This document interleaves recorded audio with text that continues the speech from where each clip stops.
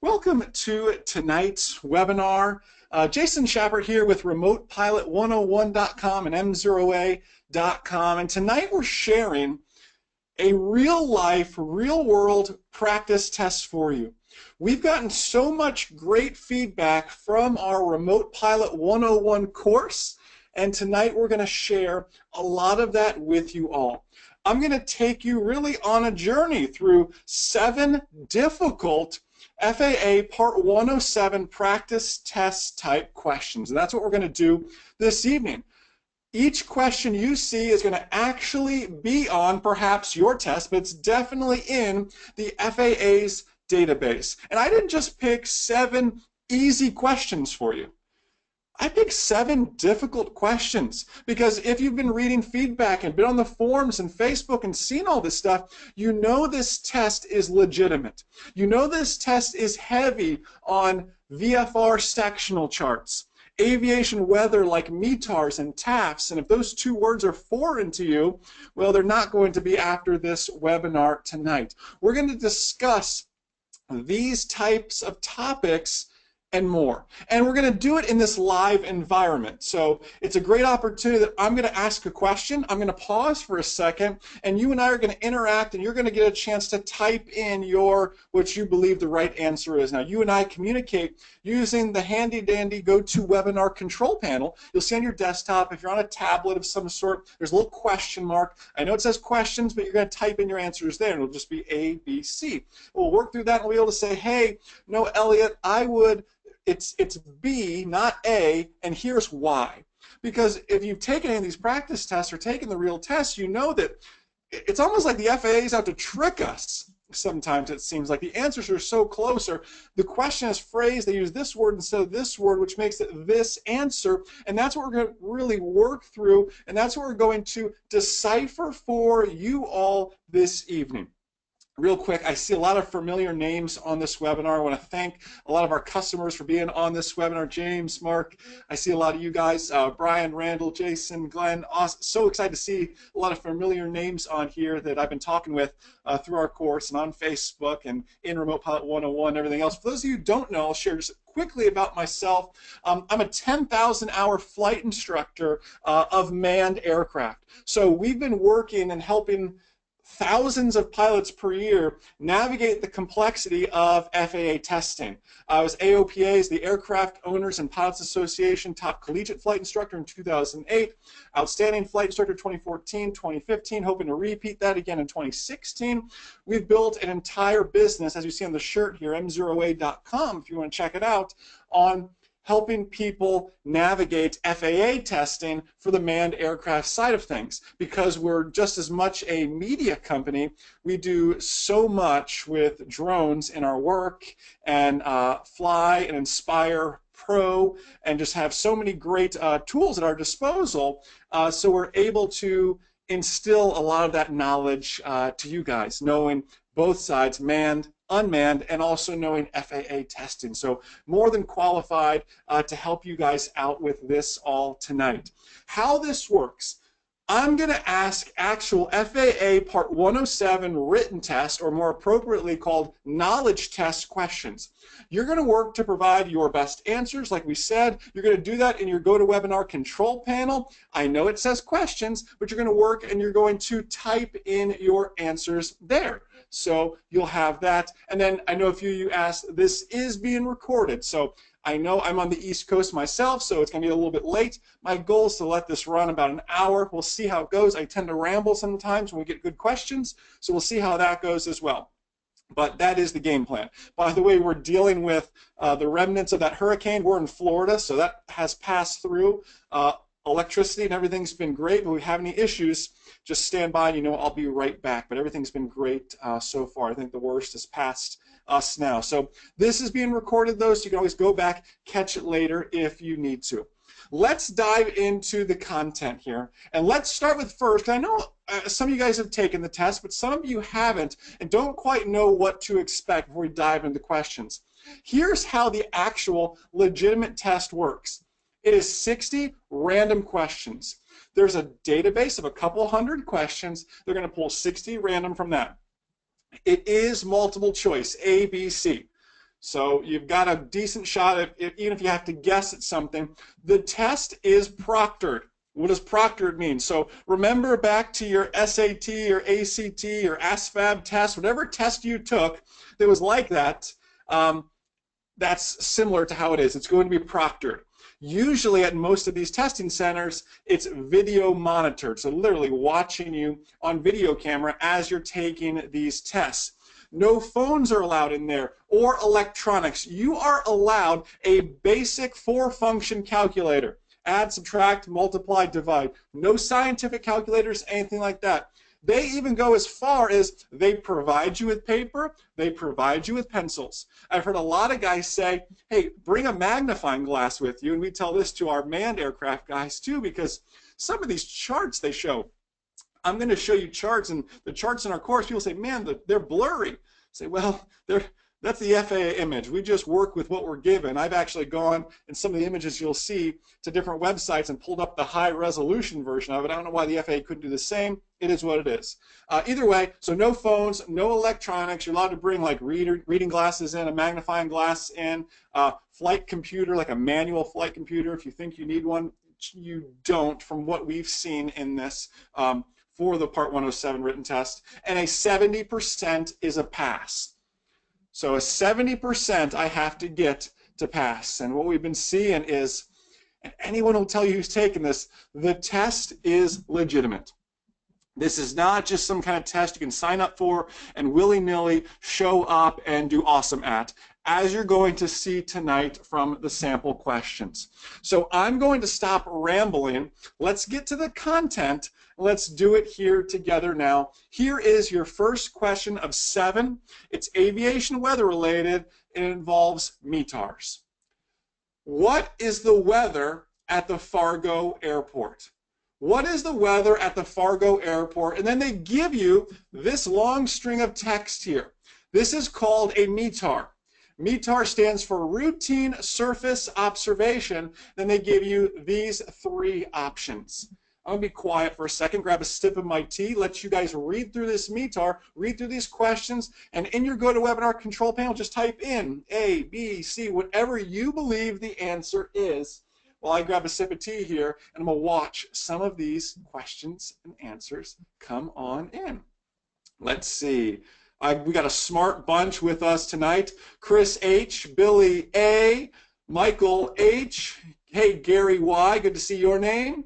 Hey, William, Ryan L., Jim G., some correct answers. I'm saying your name, got some correct answers. And there's a ton of people on this webinar, so I will say everyone.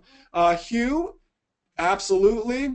Leopold, absolutely. Ben S., Dennis, Thomas, Bobby, Jeff, great. Matthew H., great. Some smart people on this webinar. I'm going to grab a sip of this tea, and I'm going to reveal the answer, and I'm going to reveal, most importantly, why. Give me just 1 second. So the question is, what is the weather at the Fargo Airport? And they give you 3 options. The answer is A. Winds are from the north at 6 knots and clear. Let me just spend 3 minutes teaching you how to read a METAR. And it takes a little bit longer than 3 minutes to teach a METAR, but this is a fairly simple one. I'm going to work through it here for people who don't know. Plus, it's a great opportunity to reaffirm what you do know. This is for KFAR, the Fargo Airport. Not as important that you know which, you don't have to know every identifier out there. But we know this for the Fargo Airport because that's what they are asking. The time this is issued, date and time. The first 2 numbers here are the date. This METAR, a routine surface observation, was prepared on the 30th of the month at 1953, and this is in Zulu time. In aviation, we work in Zulu time, which is based on Greenwich Mean Time. So when I say to you, hey Matt, hey Ashley, we're going to start at 1900 Zulu, it doesn't matter what time zone we're in. 1900 Zulu is the same everywhere. So that way everyone's on the same page. Next, we get to the winds. Winds in this case are 360. That is the direction. Based on a magnetic compass, winds are from 360. We know 360 is north, right down here. That helps us with that, right? 360. Last two numbers are the wind speed in knots.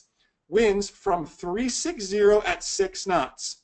10 SM. SM is statute miles. 10 statute miles of visibility, CLR, clear. 10 statute miles clear.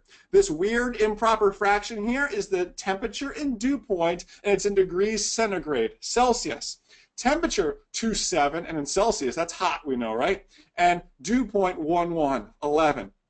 Altimeter, which is our barometric pressure setting in millibars. We put a decimal point here to get 30.21, showing also high pressure, because we learned too, standard pressure is 29.9 or 2. This is well above that 29.9 or 2, indicating high pressure.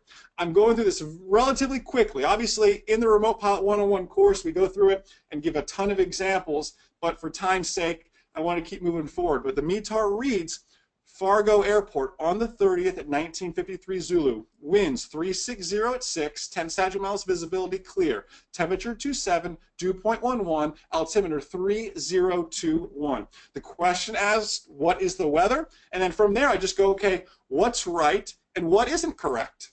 And go through that way. Don't let them trick you just because you see north. Read the whole thing. Don't fall for C, please. All right? So we've got this down. Reading a METAR. Let's take this a step further now, and again, I can't make this stuff up. Here's the next question, and it's related to TAFs. A TAF is a terminal aerodrome forecast. The question reads, refer to figure 15. How long is the TAF at KMEM, which is Memphis, valid for? How long is the TAF at Memphis valid for? A little hint, don't be tricked. We've got two TAFs in front of us here, so slow down and work through this. A, B, or C?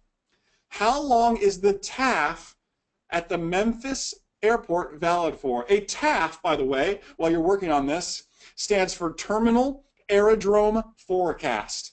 A TAF is showing us a forecast within a 6 nautical mile radius of the airport with what conditions we can expect and at what time. A TAF has a validity over a certain period of time, and that is what this question is asking here. Let me see some of these. Again, some smart people. Michael L., Jim T., Aram, Matthew H., great. Andrew D., hey, Kelly H., beautiful, thank you. Brian B., Anthony, thank you. Thomas, great, great. Kelly W., thank you. By the way, Kelly, thank you for sharing this. I saw you share this on Facebook. Thank you so much. Zach W., Jason S., oh, we've got a smart bunch on our hands here. Either a bunch of Remote Pilot 101 customers, I imagine is what it is. We got a very, very smart bunch here. How long is the TAF at the Memphis Airport valid for? Let me go ahead and show you this answer. The answer is B.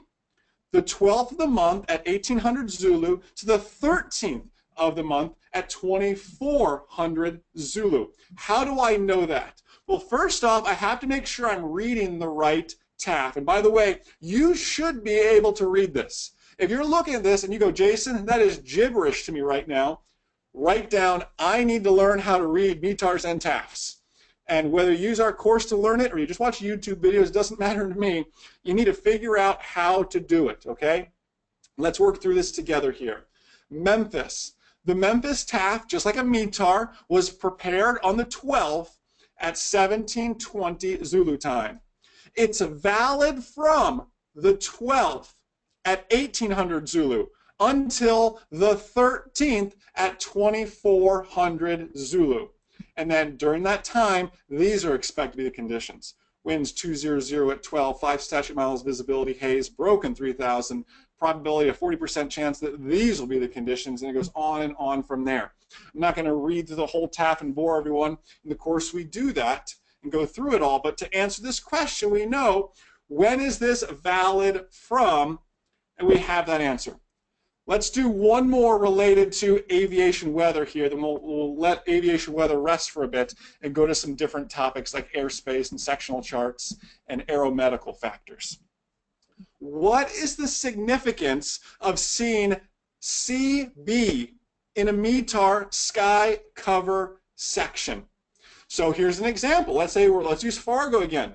We're going through this. We're reading the 30 on the 30th at 1953 Zulu, winds 360 at 6 knots, 10 statute miles visibility, scattered clouds 3,000 CB. What are we talking about? What is this CB we're referring to here? What does CB actually mean? And again, it's nice. We get three options, A, B, or C in this case. So what do you think CB actually means in relation to these clouds? What does it mean to us here? Let's see. Frank, great answer. Mike S, great answer. Timothy M, beautiful. Werner, absolutely. Joe U, great.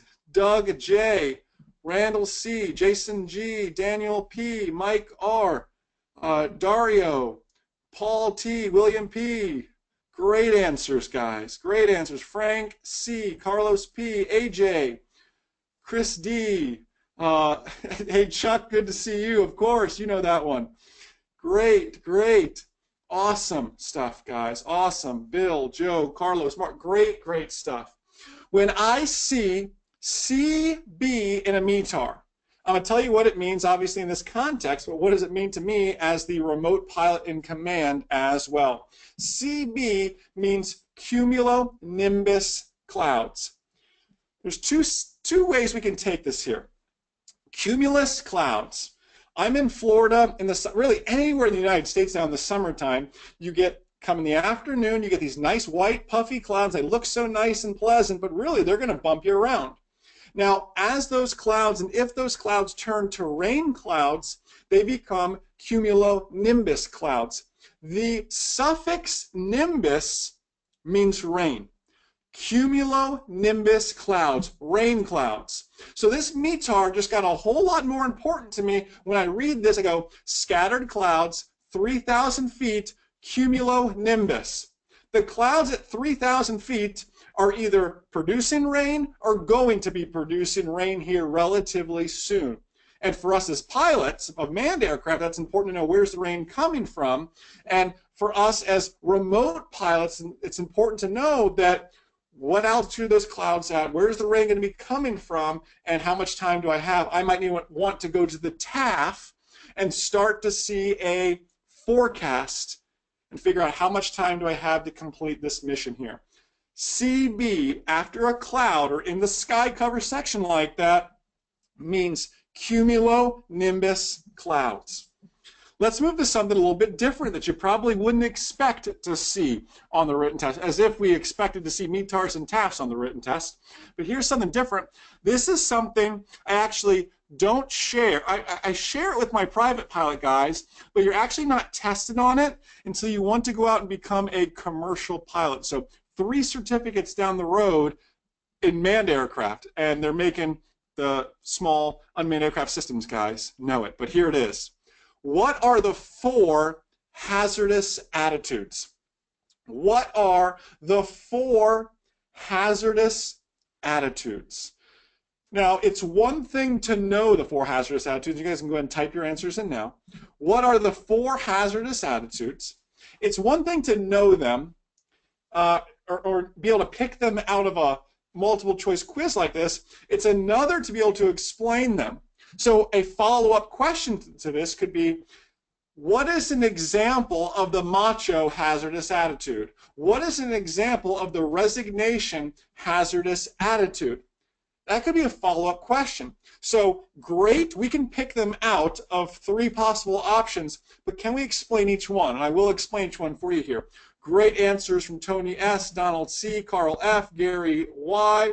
Hey, Lori W., great answer. Hey, Bobby T., Howard P., awesome. John T., great answers. Hey, Jamie P., Clifton, Omar, great answers, guys. Awesome. I don't think we have, this is perfect. Ton of correct answers. Randall, great stuff coming in. Great. Scott K., good to see you guys. Awesome. Great answers coming in here.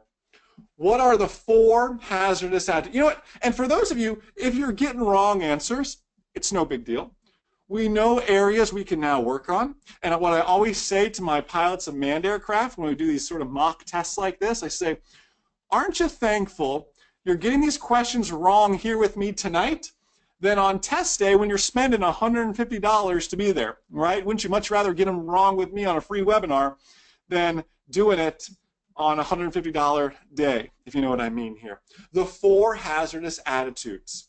They are macho, impulsivity, resignation, and anti-authority. Allow me to explain. The macho hazardous attitude usually starts with something like this. Hey, Mark, watch this. And that's the FAA's example of it. The macho hazardous attitude. I can do it. Don't worry about it. Watch this. I got everything under control. Don't you worry. That macho, want to show off type of hazardous attitude. And the reason they have this here is because in the commercial Part 107 environment, you're not always going to be a solopreneur. You could be working with a crew. Really, these 4 hazardous attitudes can come up even when you're working by yourself, but you as the remote pilot in command need to be aware of these hazardous attitudes inside of your crew and your team as well. The macho hazardous attitude starts with, hey, watch this normally. Impulsivity says, I don't care what you do, just do something now. It may not be right, it doesn't matter, just do something.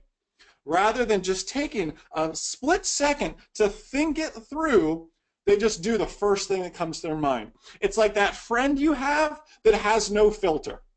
You know, everyone has a friend like that, right? That just says things, a little impulsive, like, hey, just take a step back maybe before we make this decision here.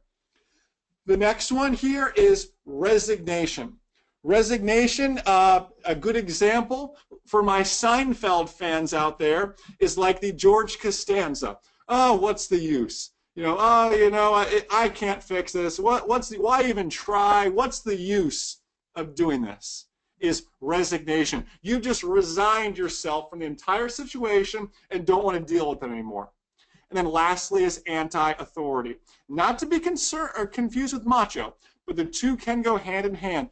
Anti-authority is the person who says, I know the FAA says we can't fly over 400 feet, but watch how high my new Phantom 4 can go, and go shooting up to the moon, basically. That's the anti-authority type person. You can see they do have a little macho in there too. Macho is more, watch this, let me show off. Anti-authority is more, the rules don't apply to me, is more the anti-authority type mindset. I have seen this question come up a lot on the written test. Anyone who's taken it can tell you that this question or variants of this question have come up on their knowledge tests as well. And we have a lot of guys who've passed their tests on this as well. So the 4 hazardous attitudes in there. We have those, all right? Let's keep moving forward now. Refer to figure 26. What is the height AGL of the tower located at 47 degrees 14 minutes and 98 degrees 11 minutes? I'm going to share with you that figure now so you guys can see it here. So I left the coordinates down there for you. The question is, we want to know the height in AGL of the tower at these specific coordinates here. 47 degrees, 14 minutes, and 98 degrees, 11 minutes. And again, this is my image that I made. I used skyvector.com. The gentleman who made it's a very good friend of mine, and it is the exact same thing, the image the FAA should be using, except theirs is blurry and pixelated just from many years of being passed around, I guess. So this will be a little bit easier to see, but the FAA image is not very pretty. It's hard to work with, those of you who know that. So here is your coordinates. Let's see if you guys can come up. Since I don't have A, B, or C up there, do we know the number? We want to know AGL, above ground level. So we're going to spend some time on this. There's 2 altitudes there. There's MSL and there's AGL. We're going to talk about that here in a moment. Let's see.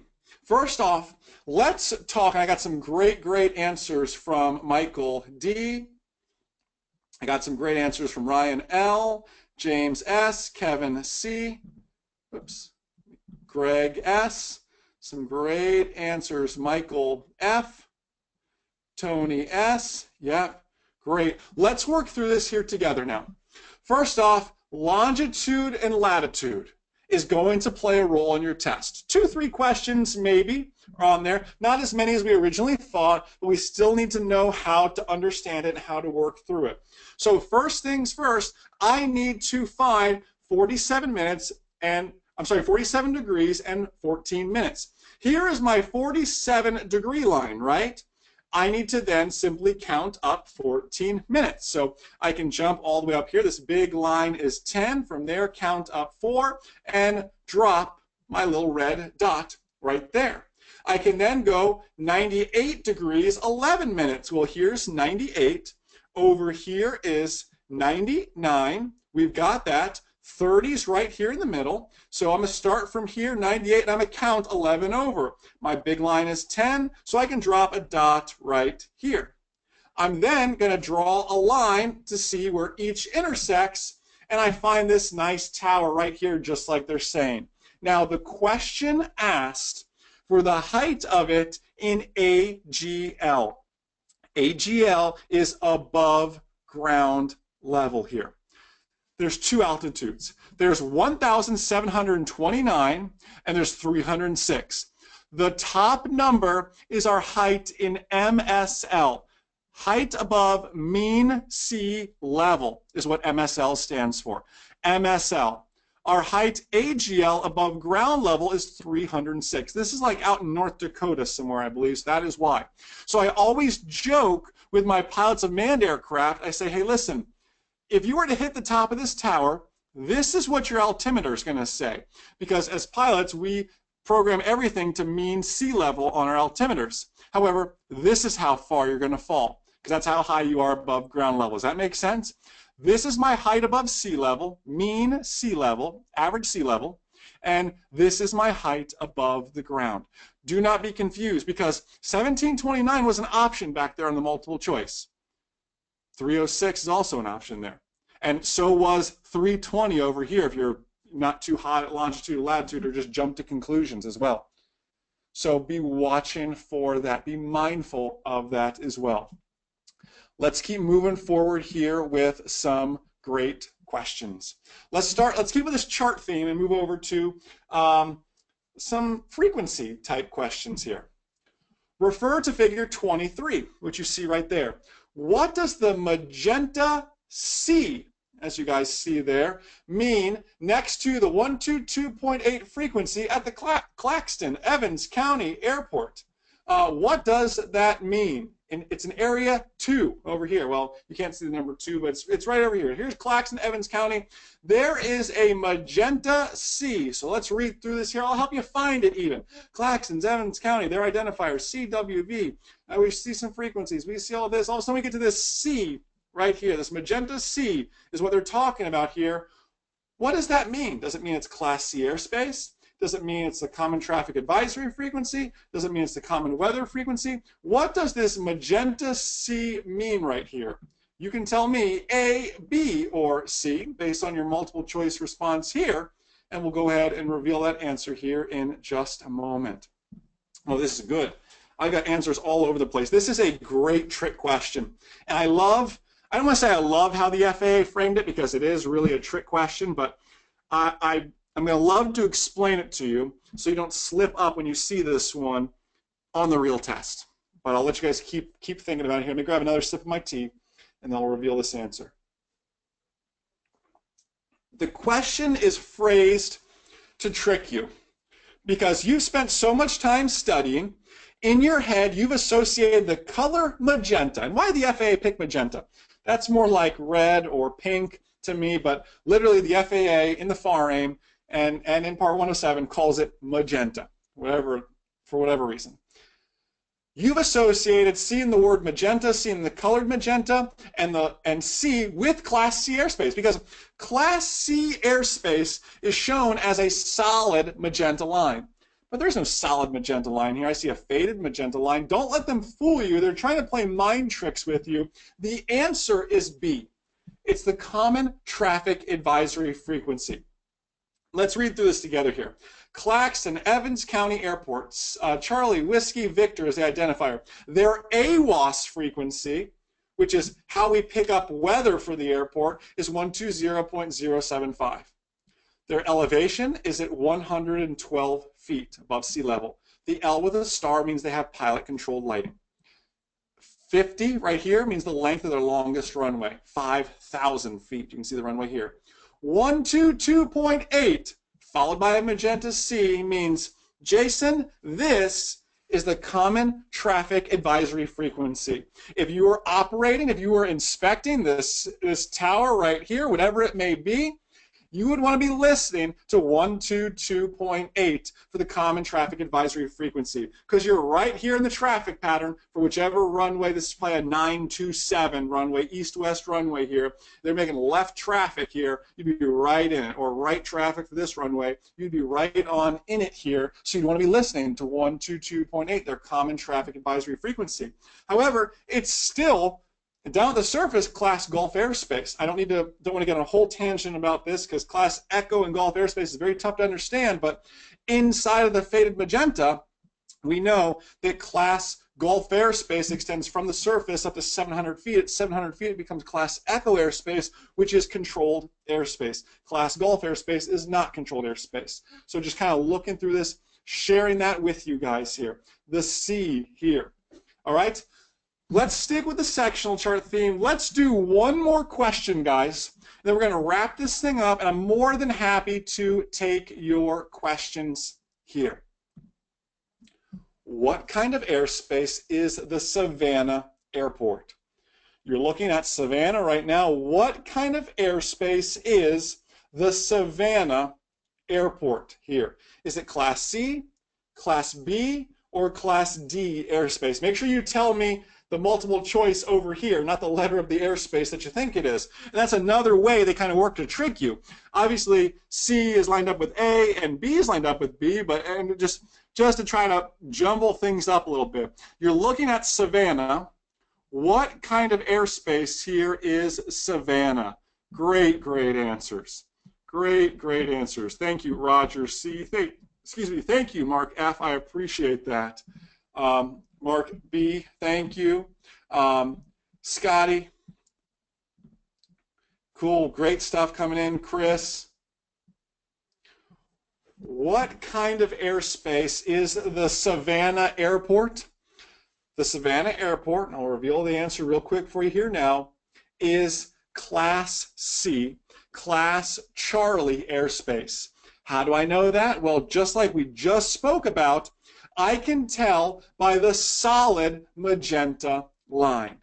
The solid magenta line that you can see here shows Class C, Class Charlie airspace, which is very much controlled airspace.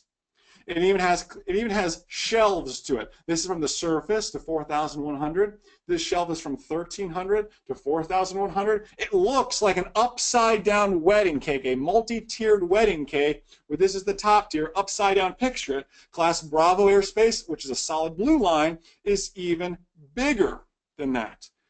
Savannah, in this case, because it has a solid magenta rings, these solid magenta lines, is Class C, Class Charlie airspace. Guys, seeing some of these questions, and again, if you got 100% on this, you are solid. Your test should be soon because you are more than qualified to do this. But if not, hopefully you're seeing some stuff going, man, this test is legitimate. This test is going to be a little more difficult than I originally anticipated.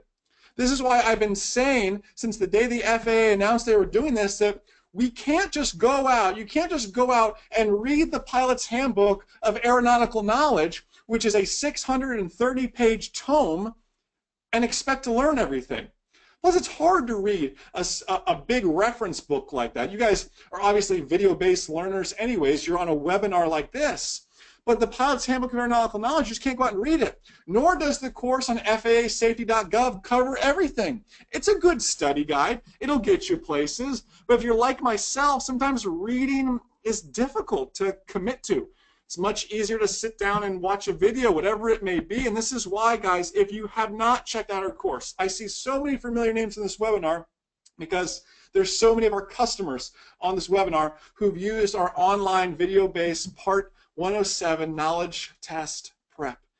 If you love my teaching style, you're going to love that course. It is all video-based. It's 56 videos now as we continue to update it and make it better and better.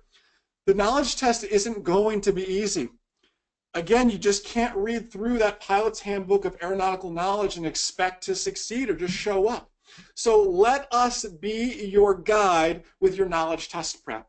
Remote Pilot 101 is now up to 56 full 4K quality training videos. It was 51. We've added quite a few more. Just today we shot 3 more, so that number is even going to go up. You're going to see actual FAA questions. We continue to add 10 to 20 to 30 questions per day, new questions from the FAA database for you guys to test on. 7 of them you saw this evening. And I'm going to help you submit your application. You see, and by the way, current customers, if you're on this webinar, that video is up now. I shot an entire video showing you how to navigate the FAA's website called IACRA and figure out how to submit your application, because it's not easy, and the website's running slow, and it's a clunky government website. It is what it is. But I have an entire training program now, course, as a part of this course, it's yours.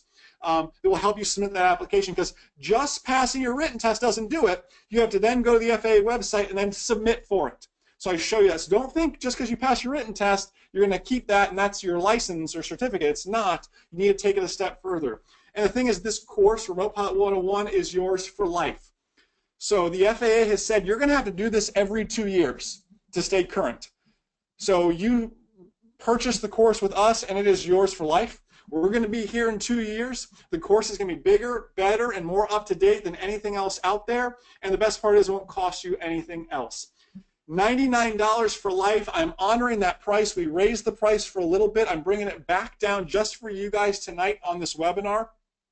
RemotePilot101.com. The course will be yours for life.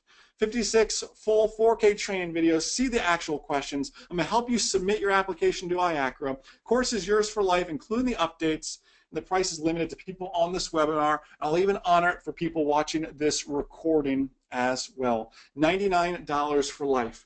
If you are a customer of ours, thank you so much. If you're a customer of ours, by the way, go back and watch lesson 6.8.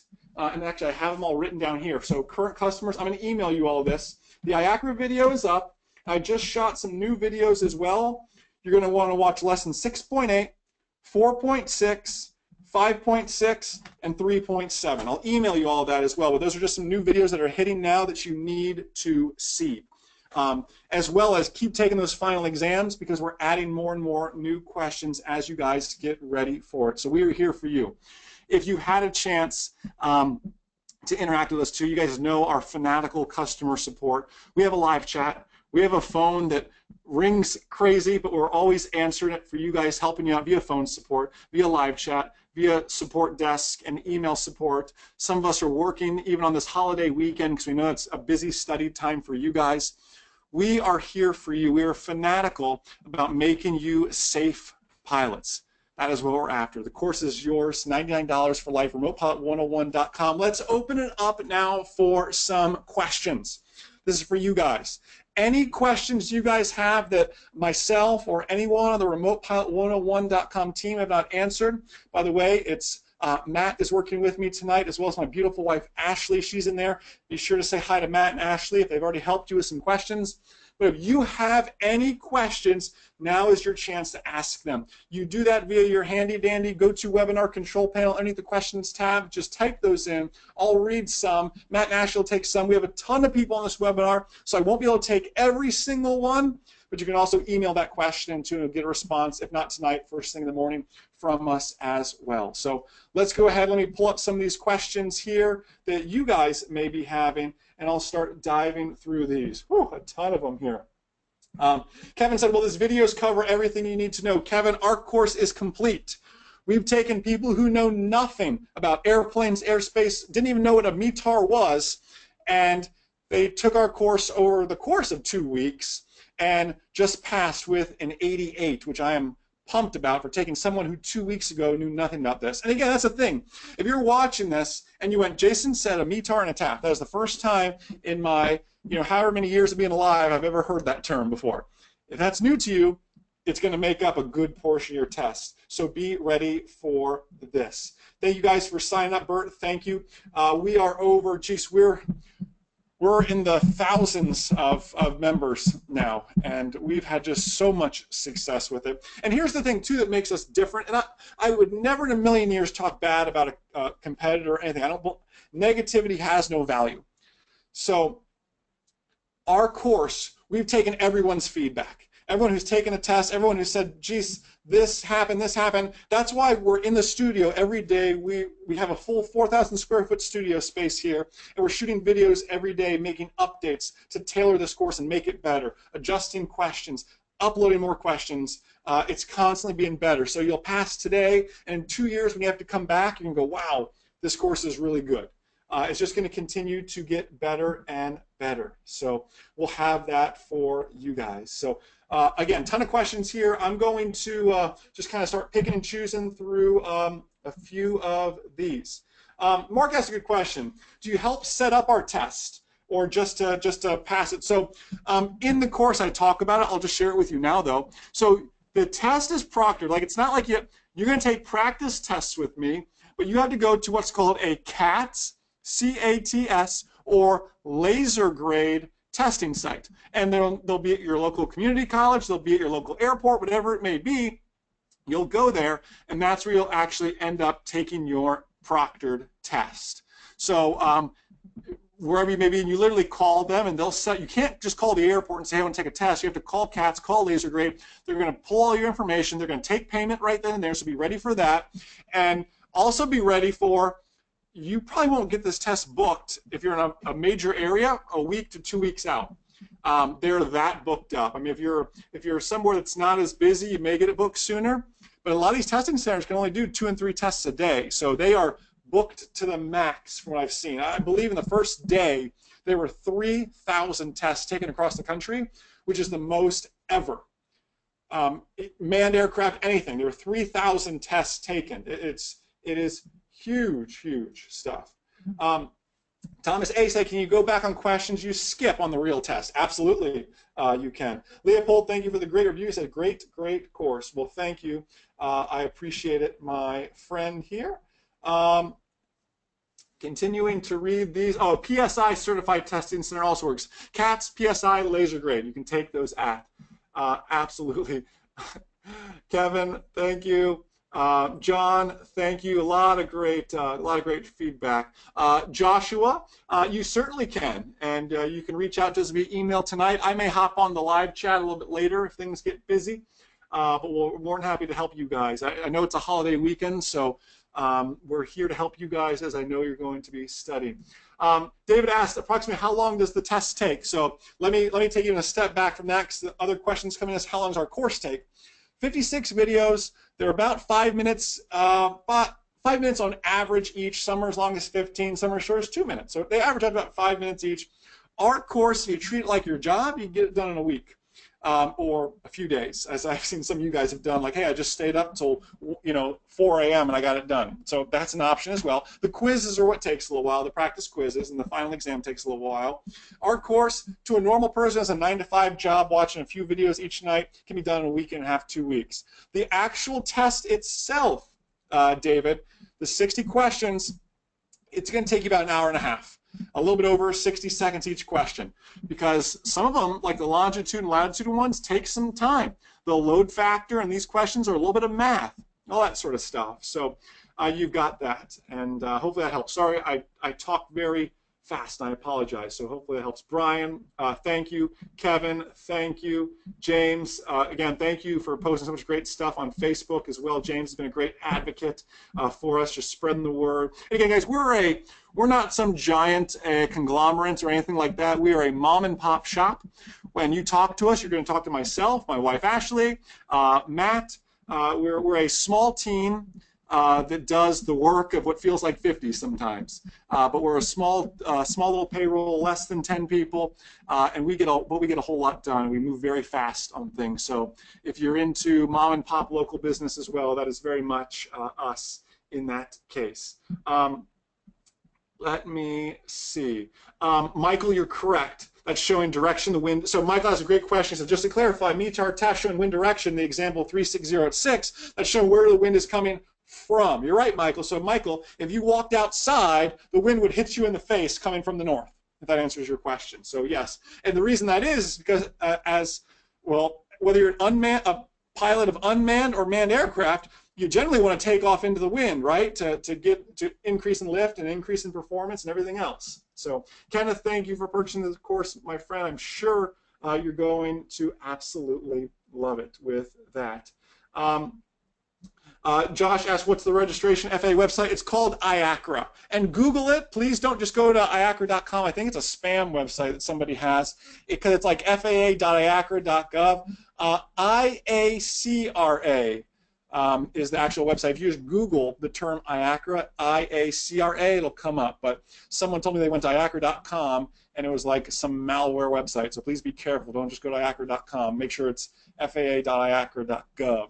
I believe is what the legitimate thing is. So someone's out there doing that. Ron asked, can I watch the videos over and over? Absolutely, Ron. And again, the course is yours. If you want to watch lesson 2 10 times, that's your thing. If you want to take the final exam 100 times and keep practicing on it, and the final exam is set up just like the real test. It's 60 questions. It's timed. It's everything but proctored, because that would be creepy, right? If I had to watch you on camera every time you took a test. And you get instantaneous feedback with that. It's all saved, and you can continue to boost on that. Carter said 99 for life, no additional. No, there's no strings attached, my friend. $99, it is yours for life. We're gonna be here in 2 years. We are, and again, I know to a lot of you guys, we're new to the game, in your eyes, but we've been. If you look at m0a.com, I mean, that's our bread and butter that got us to this point. We've been doing that for 10 years and built a large business out of that, and are one of the premium sources to go to for manned aircraft. You can search Jason Schappert. You can find a bunch of good stuff on me, Wikipedia, whatever you need to do to, if you want to check the credentials, it's all there for you guys to do. And we're here for you guys with that. So let's see. Bill asked a good question. He said, are the tests like one-on-one with a camera or a group of people? So it depends on the testing center. I've been to some that's just like 3 people in a room, and the camera's not to like talk back. The camera's to watch to make sure you're not cheating, which sounds ridiculous, but people have done sillier things, right? So like the one here in Ocala that we go to is like 3 people, like cubicle style, and there's a camera, like a surveillance camera in the top right corner of the room that just kind of watches. I've been to some that I always joke about it. It literally was testing, and they had a webcam, and they just Skyped that computer back to the other computer so the guy could watch. And like, I guess I'm sure CATS approves that somehow, but that was their way of doing their high-tech video surveillance, was Skype, doing a video Skype call. So that was a little creepy, but that's kind of how it works with that. Awesome, guys. Oh, Aram said about taking notes from the videos. Yes, absolutely. So, and I've shared this with all manned, unmanned courses that we do. Guys, I hope you took a lot of notes tonight, as well as you take notes when you go through remotepilot101.com. It triggers in the brain. When you write stuff down, you're going to remember it more. I can't remember the exact statistic. I've shared it before, but you're 3 or 4 times more likely to remember something if you wrote it down. I am very much a visual learner. That's the reason we have a video-based course. I need to watch it. I love reading. I'd rather listen to an Audible, an audiobook, or watch a TED Talk or something, and learn the same thing rather than just trying to sit and read, because I'm like ADD, big time, right? All over the place. If you haven't got that just from listening to me now. But taking notes helps when you're watching that video retain that knowledge. So that's that for you. Yes, William, you're right. William asked, you're going to get different questions. So on our final exam, we have a database that continues to grow and get bigger and bigger. You're going to get random questions, different questions each and every time. We're about, if not tonight, tomorrow sometime, I've got 50 questions that I just need to proofread and sign off on. About 50 new questions. Basically, an entire new test is going to dump in our database as well. So a lot of great new questions coming in here. So So that's good. John asked, if you were to fail, does it cost 150 each time? So first off, John, I'm not a big believer of confessing those things in the universe. I'm always a very positive person. So we're not going to fail, John, but I will happily answer your question. But we're going to stay positive about each thing. When I pass, how do I feel at IACRA? It's a better frame of mind, right? If there were to be a failure, yes, it's $150 each time, which gets quite expensive after a while, right? I mean, the way 150 bucks, that could buy you a few batteries and everything else, and a second remote and some other great things. But yes, it is $150 each time you do it, and you don't want to do that too often, now, do we? So we're going to pass first time. Is that? Seth said, how do I get the deal for the core? Oh, it's up right now. If you go to remotepilot101.com, that pricing is active right now. If you hop on there, Seth, so all you do is go up there. Let's see. Bill said, is there any difference between CATS versus laser grade? He has a center for both within a mile of his house. Which should he choose? I'd say it's what's more convenient to you, but you're right. You have one within a mile. I've always used laser grade, yet Ashley and Matt and a lot of guys and gals who work for us have used CATS, just because there is the laser grade center near us is far, so CATS is the closest to us, and it's who provides it. They're all pulling from the same database, and it's all random, so you're going to see the same type of test, the same supplement. And by the way, so long story short, Bill, is it doesn't totally matter. Choose what's most convenient for you to get to, and how about call both and see who can get you in soonest as well, Bill. That'd be a good way to go about it. So something I want to add, I'm showing you all these charts as an image here. When you log into remotepilot101.com, you're going to see the same charts, and you're going to be like, wow, Jason, why'd you provide me with this blurry chart? Well, I didn't do that. It's the FAA image. It is a little bit blurry, so this is why I recommend bringing a magnifying glass in so you can do that. They are going to provide you with a paper version of the supplements as well. They're going to say refer to figure 15. You're going to have a book of all the figures, and you're going to open them up. They're still just as blurry, but at least it's something you can hold as well. So that's kind of nice. Again, they're just going to provide you with pencils, paper, and a supplement. You're going to be required to bring a magnifying glass if you need it. You're going to be required to bring a basic 4-function calculator. I'm not even kidding, like no scientific calculators, no iPhones, no iPads. They're going to make you lock everything in a locker, just keys, sunglasses, all that stuff. If it's not necessary for you to take that test, they don't want it on you. I've heard of some testing centers wanding people, like we're going through airport security now or something. I haven't heard of that recently, but some of them, serious places do that. Turn your pockets inside out, that sort of stuff. I mean, they don't play around with cheating. So just be aware of all that as well. So let's see. Barry asked a good question. He said, test this tomorrow. I realized I missed a number of my street address. There's no way to correct it in CATS. Do you think you'll have a problem? Not with CATS, but you're going to need to update with the FAA. So what will happen is once you enter in that test ID, you're going to make an IACRA account, and you'll update the address then, Barry. So you should be fine. It's not a big deal. CATS probably wanted the address for not only for billing purposes to verify the card you use with the zip code, billing zip code, and everything else, but also that starts the background check. And let me just bring this up because I know it's been a question and it's going to come up here in a bit. They are the real purpose of this too, and it sounds creepy, and I'm not a big brother type of person or anything like that by any means, but the purpose of this is to run a very basic background check too. And nothing major. It's more like, hey, are you on the no-fly list? That's the check they're actually running is more like a check through the TSA database. They're going to run your name very quickly through it, make sure you're not on any crazy no-fly lists, and go about that way. So that's kind of part of the process. They're not going to get into like past convictions and that sort of stuff. They are going to ask you in IACRA about past drug or alcohol convictions. They are going to ask you about that in IACRA, so that's a bridge someone may have to cross. But they are going to. I know we've seen that question a lot about background checks. It's just a quick, hey, are you on the no-fly list?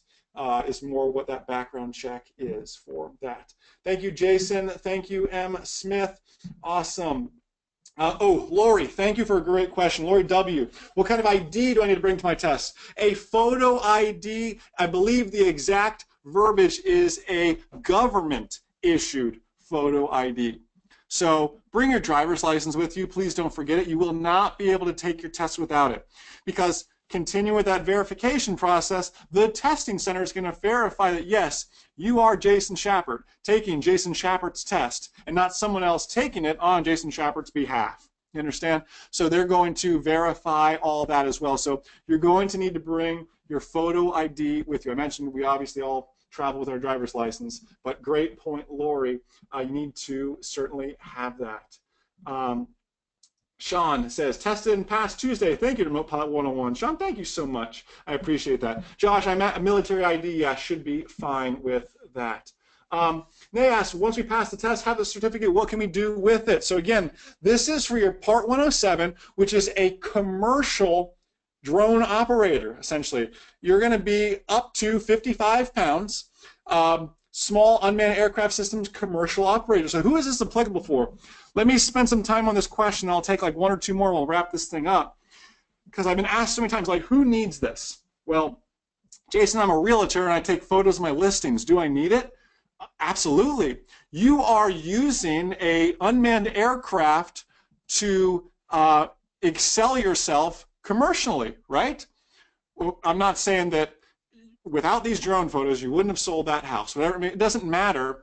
You're doing it for commercial purposes.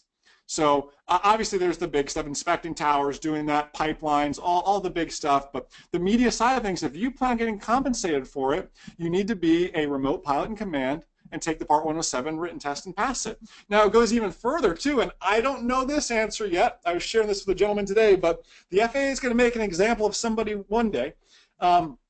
Think about this and chew on this for a moment. Again, it's commercial operators, right? So what about the kid who is uploading drone footage to YouTube and is running YouTube ads and YouTube monetization over it? He's getting paid, he or she is getting paid from YouTube based on video they uploaded and they used a drone to do it. Again, it's gray area at this point, but one day the FAA is going to make an example of somebody.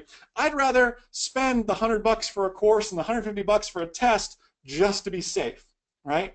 So that's my professional opinion with that. But if you plan on flying an unmanned aircraft for compensation or hire or to further a business, it is imperative that you get that 107 certificate. Josh said, I've done a couple of jobs in real estate. Could I get in trouble if they use it in their... Well, that's the thing, Josh.